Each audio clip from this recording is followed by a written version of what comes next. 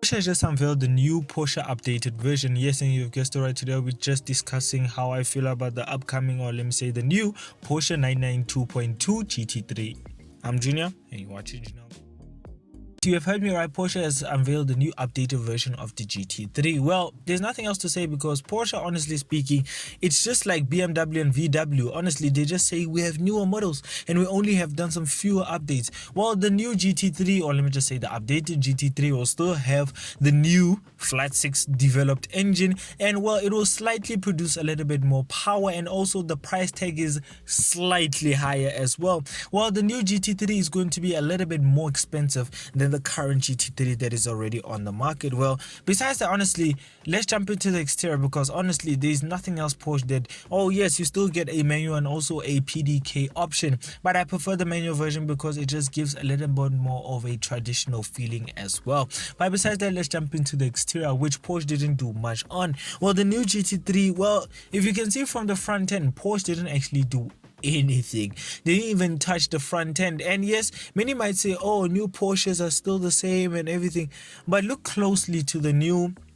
I give an example: the new Panamera, the new Cayenne, the new Macan, and also the GT3. So is the GT3 RSs. So honestly, Porsche did, I would say, revamp their brand, or let me say revamp their cars, but technically Porsche is not really going to last long with this style because honestly they're gonna keep this for 10 years to come, and then they'll just keep on bringing out new models that looks the same and whatever.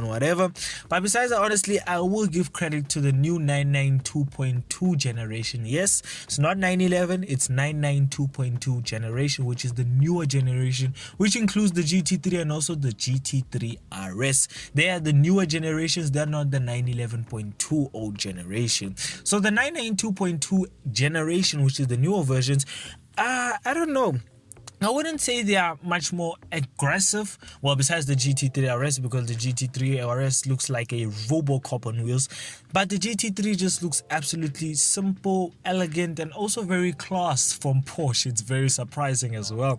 And also, it looks like something that you would drive on the day-to-day. The GT3 RS, I wouldn't think you would want to drive that on a day-to-day.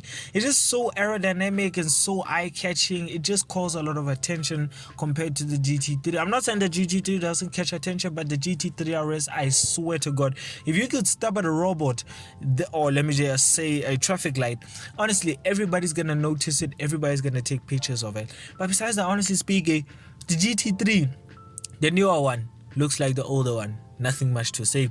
But let's jump into the cabin. Maybe something different might have happened. Maybe Porsche might have spiced something up.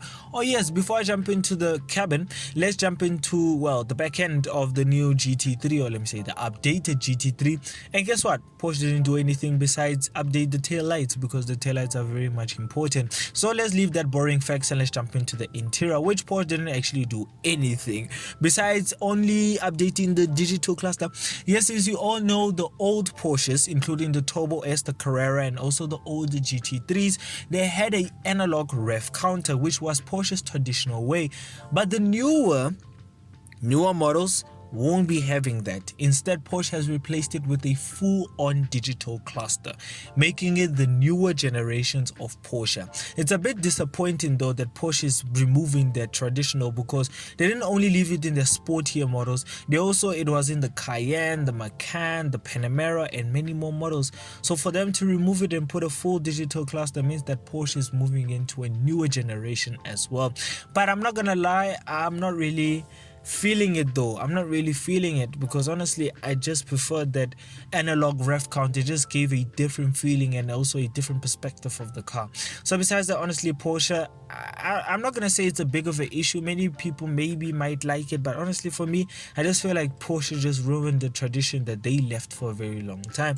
But besides that, honestly speaking, let's total up the score of the new GT3, the updated version. Well, the new GT3 for me, it's well, technically I rate the old one a 6.8 out of 10, The newer one, it's a 7, or let me just say 6.5 out of 10. Reason why, it's not really much of a difference. It's still the same damn car, honestly. Still the same damn looking car. But besides that, honestly, the reason why it's a 6.8 out of 10 is because the performance just makes up for everything. Yes, many people might say, Porsches look the same, but the performance, they are not the same. Can you believe that the Turbo S actually produces 800 Newton meters of torque standard, not tuned at all? So it's very stunning and also very surprising that Porsches, they're just sleepers. People are sleeping on Porsches. But besides that, also the GT3 and the GT3 RSs and the GT3 RS are very good cars. In fact, from Porsche, by far they are the best models that you could buy if you want something very sporty. And also, besides that, honestly, reason why it's not a 10 out of 10 is because I haven't seen it, and I would love to go and review it as well, including the replacement version of it. I mean the car that it already replaced. And by doing that, please subscribe to the channel. Also go and follow our social media page, which is at Junior Cars, so as also the TikTok page of the channel, which is also at Junior on Cars. But the 6.8 out of 10 is just very good. It's a stable point for it, very much stable, because honestly, the performance makes up for it. Whether you have an automatic PDK version or even a manual version, it's still going to be absolutely lovely to drive. And also the exterior, I'm not gonna lie, it's very good. I like it. I'm not a big hater of Porsches, I'm not gonna lie.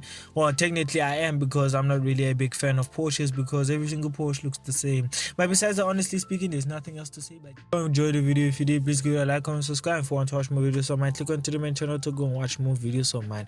And if you want to learn more about my channel, I suggest that you go and follow the channel's Instagram page, which is at Junior Cars, so it's also the channel's TikTok page at Junior Cars as well. And more car content coming soon. So that's the views. So bye.